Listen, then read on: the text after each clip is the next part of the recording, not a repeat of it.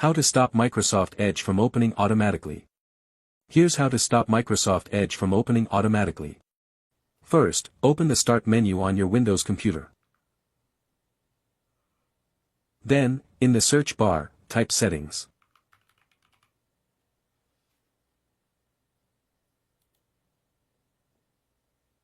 Next, select Apps from the menu.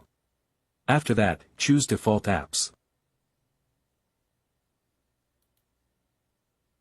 Then, in the search bar, type Microsoft Edge.